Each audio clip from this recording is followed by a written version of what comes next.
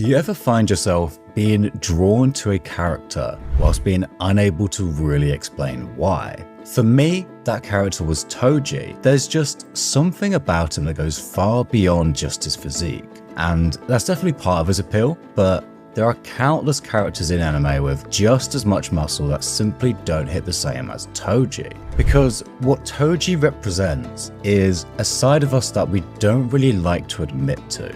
The side that wants to prove the world that they're wrong about us, that we will or have already turned ourselves into something that has exceeded their expectations of us. And obviously for some people, that can be quite a dark thing. Toji obviously endured a lot of abuse from his family. For some people, it's simply others who have tried to bring them down or look down on them. And I've had phases like that, right? And in the short term, it's kind of natural and fine, even beneficial to an extent, provided you heed the warning that Toji's conclusion gives, that it will likely never be enough. Our first introduction to him comes at the end of Season 2's first episode, where he immediately catches our interest due to denouncing the name Zenin and claiming he goes by Fushiguro now. Obviously, two surnames we're very familiar with through Maki and Megumi, but I think the fact that he's gambling in his next appearance is actually quite significant, as after all you'd probably agree that for some people, gambling is kind of this desperate man's attempt to change his fate, quickly and effortlessly, as opposed to finding a more productive, sustainable way to do so. But you'd also probably agree that on the surface, Toji does not seem to fit this description at all. He clearly trained exceptionally hard to be as skilled as he is, capable of taking on the job of an assassin and breaking away from the Zenin clan, except he hasn't. Despite that iconic line of the one who left it all behind, certainly at this point in time, I don't think Toji has escaped the Zenin clan's curse. He's still very much bound by his fate of being born into it, and much of how he acts is because of his hatred towards them. He's still fighting that fate, hence he's still gambling, still looking for a quick way to break free, and I'll come back to why in his fight against Gojo. Speaking of which, after being given the mission, we see that he understands Gojo's strength and recognizes that he needs to wear him down first, displaying a level of rationality that the others who challenged Gojo in this arc lacked. And I think this is another of the more simple reasons why we like Toji. You know, he's smart, right? There's far more to it than that, as we'll come to, but I think part of it is honestly just he's smart, strong, disciplined. He just has these very admirable traits. And with a name like Sorcerer Killer, the suspense only builds over who the hell is this guy? How does he know Megumi? How does he know exactly what Gojo's abilities are? And what are his abilities? He doesn't show up for a while after this, but we know that whilst the gang are enjoying their happy beach day, there's this threat looming in the background. But we still fall for Toji's trap in the same way as Gojo. We kind of forget about him, and so our guard is down as they re-enter Jujutsu High. And obviously, you remember what happens next. To the Zenin family, him having no cursed energy was a failure. To Gojo, it's his scariest, most frustrating strength, as he can't track his movements. And again, I'm sure no one's forgotten the state Gojo ends up in at the end of this fight. And of course, he doesn't stop there, as he then proceeds to end Amani's life, who, ironically, was someone in a similar situation to him, forced into tragic circumstances for being born a certain way. You could see it as Toji perpetuating this cycle of hatred, now dishing out onto others what was done to him. And after defeating Geto, we get the line, "But you guys, with all your blessings, lost to a monkey like me who can't even use Jujutsu." And I agree in part with what most people say about this, in that that's how he sees himself, and shows some jealousy towards those with blessings as he sees them in their powerful curse techniques. But I think it's more him taunting them, saying, "Shouldn't you have won, given that I'm just a monkey?" He assumes everyone sees him the same way the Zenin clan does, as a failure with no cursed energy, which isn't true, by the way. Even when he reappears later on, everyone is just terrified of him. No one is looking down on this guy, but this also comes back to his bottomless need for validation. As though he's pointing out to Geto, the Zenin clan, and himself that I won again despite no cursed energy, even against these two. You were wrong about me. And this should have been enough. He's just taken down 2 special grade sorcerers stronger than any member of the Zenin clan, one of which is of course the strongest. He'd already proven them utterly and completely wrong about him.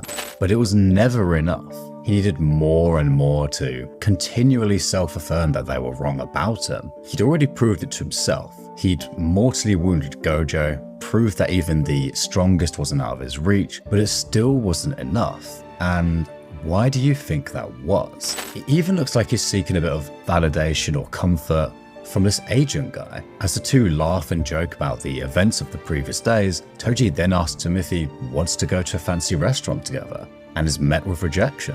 And given the thought process we've seen from him, I've no doubt that, again, he assumed it was personal. That is because he's a no curse energy monkey. And the agent's line about, I know how you don't pay the bills for men, presumably refers to dates with women that Toji's been on, where he pays the bill for them. Given this guy knows about that, the pair are clearly pretty close, right? And yet even he doesn't see Toji as a friend. He doesn't want anything to do with him anymore. And I think that really stung him. But do you not think he's looking for validation in the complete wrong place? Maybe this shady agent and his brutal clan's opinions shouldn't be what dictates his life. As after all, why is he even here in the first place? Why do you think he suddenly came out of retirement to take on a mission like this? We'll come back to that in a moment, because as he walks along, he encounters the strongest, once again, risen from the dead. But even though Gojo lived, he'd already failed his mission. He'd essentially lost and even acknowledged that he's only really alive due to a slight bit of carelessness on Toji's part. The strongest sorcerer in the world, one above even the Zenin clan, one whose birth changed the very balance of the world, showed in his own way respect to Toji and his abilities.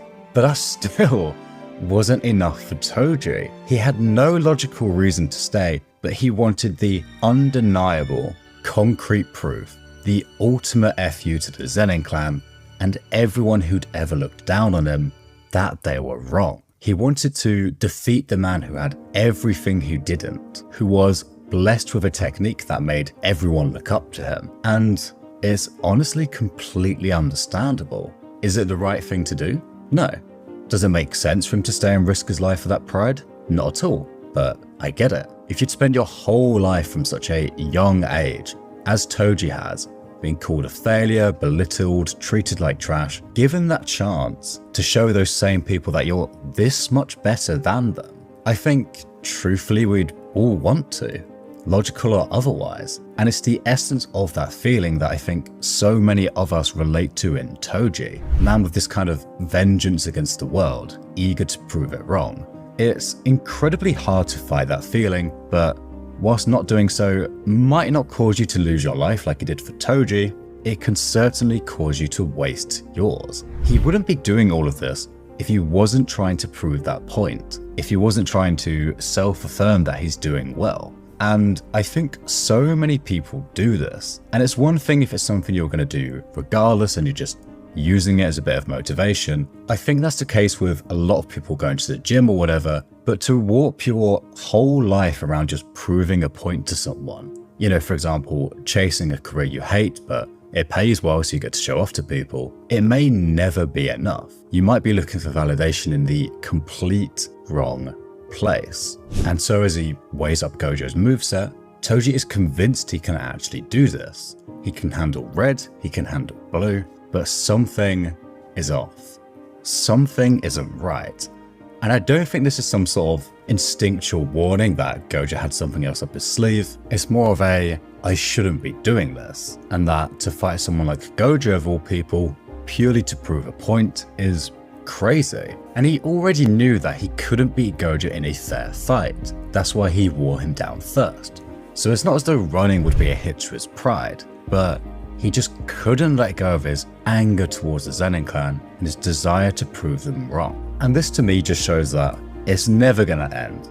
As I said, him taking down Gojo and Geto the way he did already put him above the Zenin clan, who have no special grade sorcerers, but he had to go further than that, and even if he beat Gojo here, then he'd have to find something else. It would have just never ended. And so Gojo's hollow purple blasts through him, and as he stands there, half his torso missing, he just looks so sad. Not at his defeat, but at himself for not having moved past something he thought he'd left behind. When we look at this panel here of him holding Megami, I wasn't even sure if it was him at first glance. He just looks so different, so happy. And so again I ask, why do you think he came back to this life? We know his wife died, and obviously that's a awful, tragic thing to happen to someone, but to abandon his son because of her? To go back to the life of a killer when he was so happy before? I think the line, "I had decided not to respect myself or anyone else," is very telling, because in what world is being a father and bringing up his son in a good house not respecting himself? Well, maybe in the brutal world of the Zenin clan, where instead he should be training himself and his son to be a soldier. They likely wouldn't have agreed with the way he'd chosen to live before his wife died, and no doubt he found himself internally fighting that at times. He thought he'd chosen to live that way regardless, and yet once again he found himself going back to the curse of Zenin. According to his profile in Volume 9, he'd escaped and calmed down whilst his wife was alive, but as soon as she died, that was it. And you can see how in the aftermath of something like that, all his negative thought patterns drilled into him by the Zenin clan's treatment towards him would have all come rushing back. So much so that we later find out he went to sell Megami to the Zenin clan, claiming that they treat Megami better than they treated him. And it's such a sudden change from the panel before, where he was holding him as though it was the best thing to ever happen to him. He even chose his name because it means blessings. The only explanation I really have is that he saw himself as so lowly, so unworthy, that he thought even the Zenin clan would be a better place for him, as after all, Megami had a technique. As such, he would be able to get by because he wasn't a monkey like he was. We don't know exactly how long it was after his wife's death that he made this decision. Evidently, it wasn't very long, given that he mentions waiting until he's about 5 or 6 to verify his technique, but also that he has talent, so presumably can't have been too far off that age. I mean, how do you verify the fighting talent of a 2-year-old?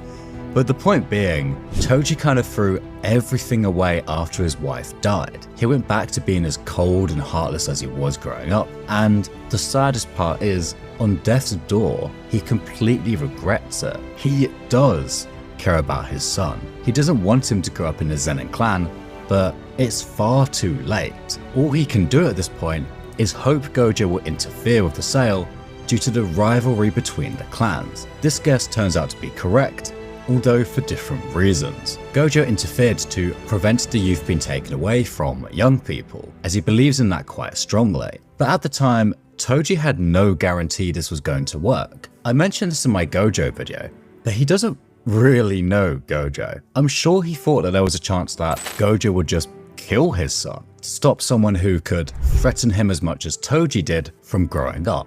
And so Toji dies full of regrets, wishing he'd stayed with his son, wishing he hadn't given in to that urge to fight for pride, and that if he got another chance, he'd do it all differently. In a very different way to Gojo, Toji Zenin returns to life, fighting solely on instinct as a puppet of carnage that bears his fangs at the strongest. An interesting note here is that the name she says is specifically Toji Zenin and not Fushiguro. And I know that's just because that's his name from birth, but I do also think we get the Zenin side of him, the ruthless killer endlessly fighting everything around him. And this fight, if you can even call it that, against Dagon really puts into perspective just how strong he really is. We already knew he was a monster from his fight against Gojo, but During that fight, it was kind of hard to gauge how much Gojo's exhaustion affected him and how much weaker he was when he was a teenager. But here, we see him just crushing the special grade that the 4 others previously fighting him seriously struggled with. In fact, they were all trying to escape him the moment Toji enters, and it's not as though any of these guys are weak. After doing so, he takes a moment to decide his next target before lunging at Megumi with such speed that it feels like he's been teleported. Speed that, according to Megumi, rivals and potentially even exceeds Sukuna's, or at least Sukuna in the state he was in when Megumi fought him. And we don't need to go through the whole fight, but Megumi can't really do anything but run. His only plan being to try and land a blow was to allow Toji to skewer him first. And seeing Megumi up close was enough of a shock for him to regain control for a moment. And the only thing he wants to know is what his surname is. That was his first thought, and after finding out Gojo stopped him from being sold to the Zenin clan, that his last gamble paid off, it's enough for him. He takes his own life before there's any chance of losing control and killing Megumi. He doesn't tell Megumi who he is, which I imagine meant that he didn't think Megumi would want to know. Evidently, he still sees himself very lowly, but he knows his son is doing well, and that's what really mattered to him. Not his vengeance against the Zenin clan. What difference does that make to him now? And you know, it's been a long time since I felt like I could relate to his vengeance against the Zenin clan. You know, whilst that kind of mindset, like, it happens, you know, and if it pushes you to go harder in whatever it is you're pursuing, I don't think there's too much issue there, as you'll probably naturally move past it with time, provided you're not in some sort of extreme circumstances like Toji was growing up. But whilst I understand and share the desire to look the way he does, I think to live your whole life as this vengeful spectre, to twist and distort your whole route to prove someone wrong about you, is something you'll regret the same way Toji did.